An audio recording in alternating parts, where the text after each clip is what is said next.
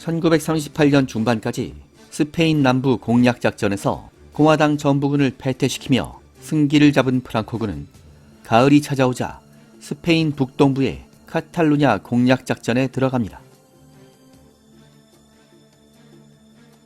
프랑스와 국경을 맞대고 있는 카탈루냐 지역과 스페인 제2의 도시 바르셀로나를 점령한다면 공화당 전부군을 사면 초가 상황으로 몰아붙이게 될 것이며, 이것은 공화당 정부의 파멸을 의미하는 것이었죠.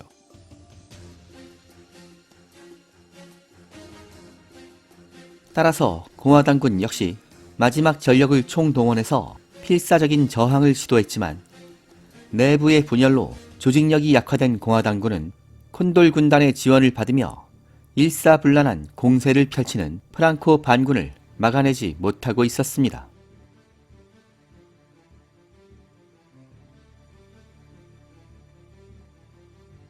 그런데 이 무렵 유럽의 정세도 심상치 않게 돌아갑니다.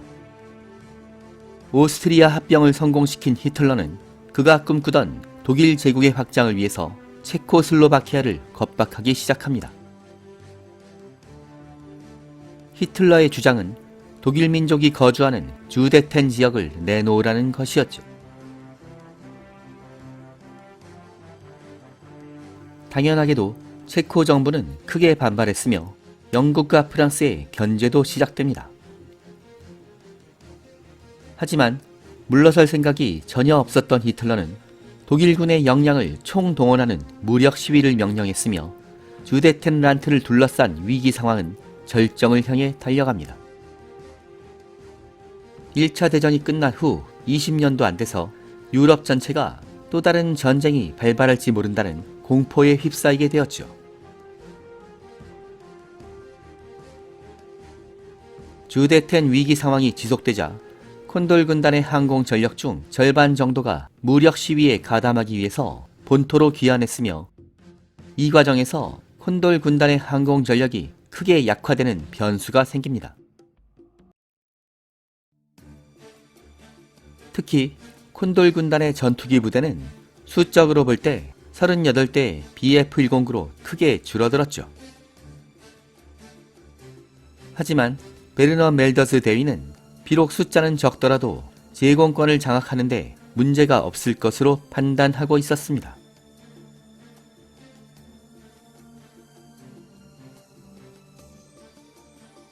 한편 카탈루냐 지역을 방어하는 공화당 정부군은 소련제 I-15와 I-16을 주력으로 하는 전투기 부대를 운영하고 있었는데 수적으로는 140여 대를 보유하고 있었죠. 하지만 강력한 콘돌 군단과 이탈리아 공군의 지원을 받는 국민당 반군의 진격을 막아낼 가능성은 낮을 것으로 보였습니다.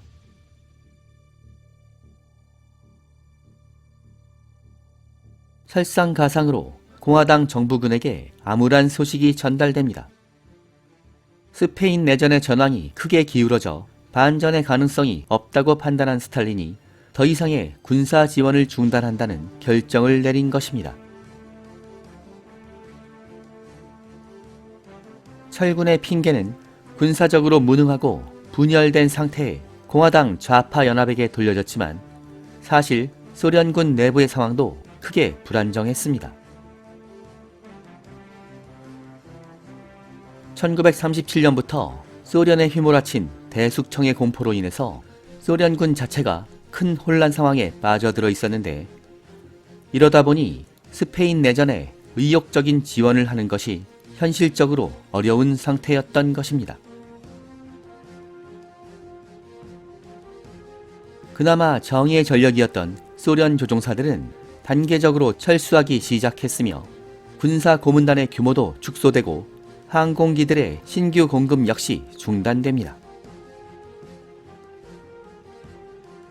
이렇게 스페인 내전에서 발을 빼기로 결정한 스탈린은 체면을 구긴 셈이었지만 지난 기간의 군사 지원을 대가로 공화당 정부로부터 막대한 금을 지불받은 소련으로서는 그다지 손해볼 것이 없는 장사나 마찬가지였죠. 이렇게 복잡해진 국제 정세 속에서 3년이나 지속된 스페인 내전의 상황은 그 막바지를 향해 달려가고 있었습니다.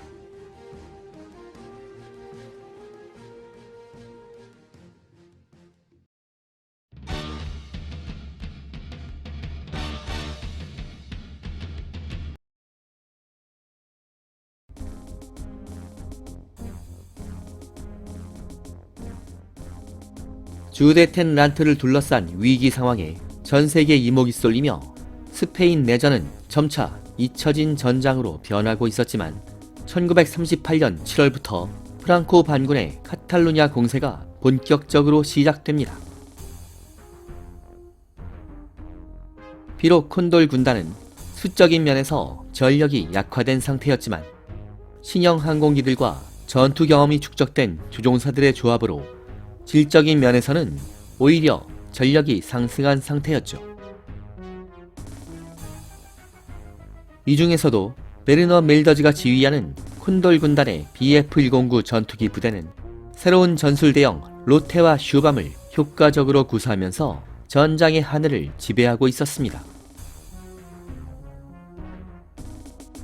전투기 조종사들은 공화당군의 항공기들과 마주칠 때마다 압도적인 격추 전과를 기록하고 있었는데 1938년 7월 말부터 한 달 동안 전개된 공중전에서 단 한 대 손실도 없이 29대의 적기를 격추하는 놀라운 성과를 올립니다.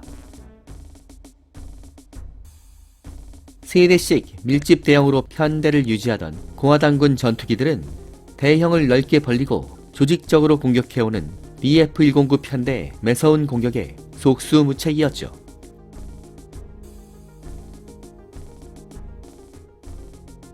베르너 멜더스는 200m 간격을 기본으로 했던 로테 대형을 전장의 상황에 따라서 300m에서 500m까지 넓게 전개하는 방식으로 진화시켰는데 속도가 빠르고 고성능 무전기를 탑재한 BF-109 조종사들이 새로운 전술 대형의 효과를 실감하게 되면서 부대원들의 사기 역시 최고 수준을 유지하고 있었습니다.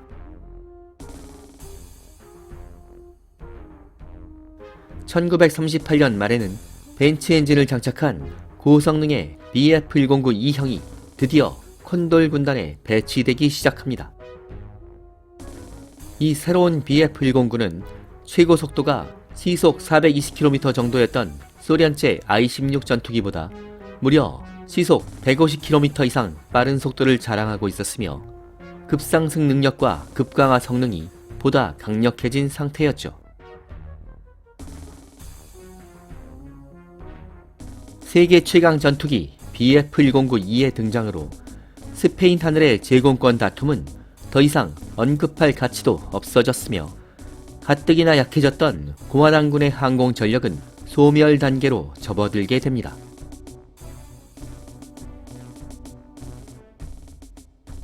(1939년이) 되자 스페인 내전의 끝이 머지 않은 것으로 판단한 콘돌 군단은 구형 BF-109 전투기들을 프랑코군에게 넘겨주었으며 콘돌 군단의 전투기 조종사들은 미래의 하늘을 책임지게 될 BF-109 2형으로만 무장하게 됩니다.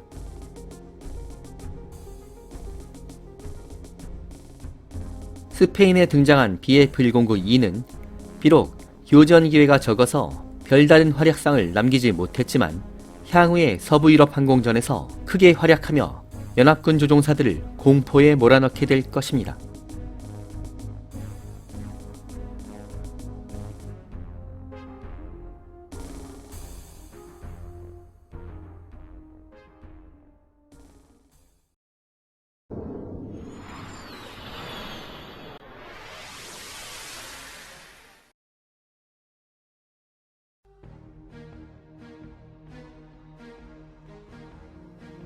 BF-109가 제공권을 확립하자 콘돌 군단에 배치된 신형 급강하 폭격기 슈투카의 맹활약이 시작됩니다.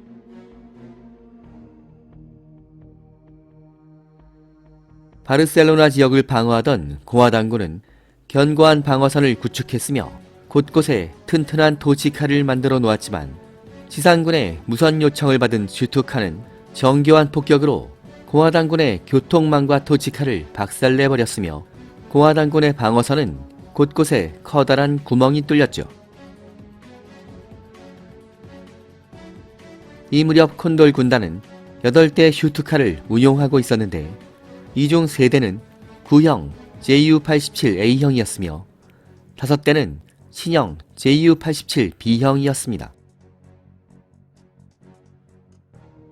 신형 슈투카는 엔진 출력이 930마력으로 향상된 유모 211 엔진을 장착하면서 A형에 비해서 최고 속도가 시속 60km 정도 빨라지고 폭장 능력도 1000kg으로 2배 가까이 강화되었죠.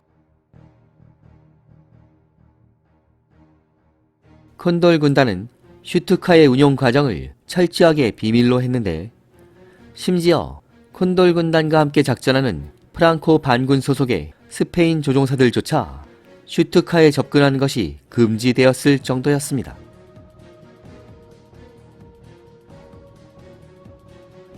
수평 폭격기들이 파괴하기 어려운 효량 폭격과 적의 방어 거점을 파괴하는 임무를 완벽하게 수행하는 슈투카는 콘돌 군단 사령부의 깊은 신뢰를 받게 됩니다.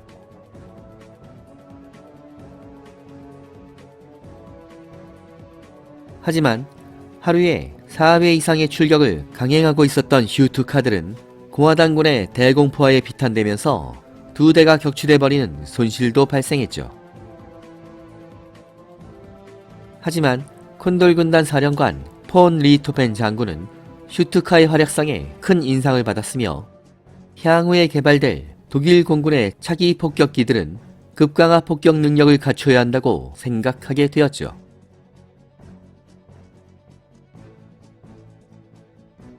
BF-109 전투기들이 공화당군의 전투기를 일수하며 제공권을 완벽하게 장악한 상태에서 안전하게 작전했던 슈투카의 위력은 분명히 인상적이었지만 불안 요인도 있었습니다.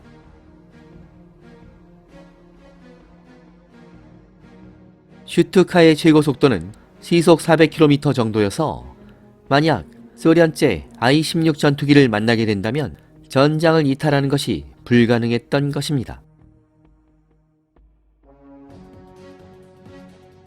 만약 아군 전투기 부대가 제공권을 완전하게 확립하지 못한 상황에서 적의 전투기들에게 노출된다면 슈투카에게 어떤 상황이 발생할 것인지는 분명한 것이었죠. 2년 후 전개될 영국 본토 항공전에서는 이런 우려가 가혹한 현실로 나타나게 되는데, 유럽 전체를 공포로 몰아넣으며 용명을 떨치던 슈투카 부대는 강력한 적수로 부상한 영국 전투기들에게 혹독한 대가를 치르게 될 것입니다.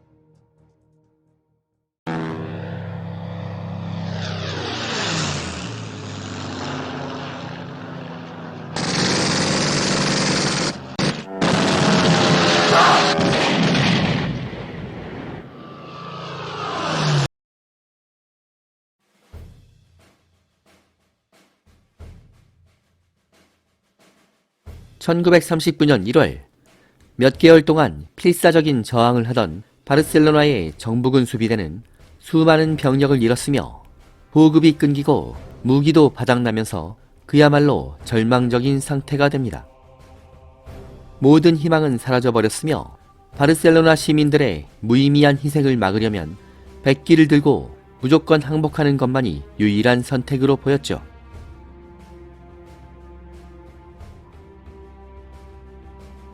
(1939년 1월 26일) 공화당 정부군의 최후의 보루였던 바르셀로나가 최종적으로 함락되었으며, 이로써 카탈루냐 지역을 완벽하게 점령한 프랑코군은 보무도 당당하게 바르셀로나에 입성합니다. 이렇게 해서 기나긴 스페인 내전의 마지막 순간이 다가왔습니다. 사면 초가의 상황에 몰리며 마드리드에 고립된 공화당 좌파 연합의 운명은 어떻게 될까요?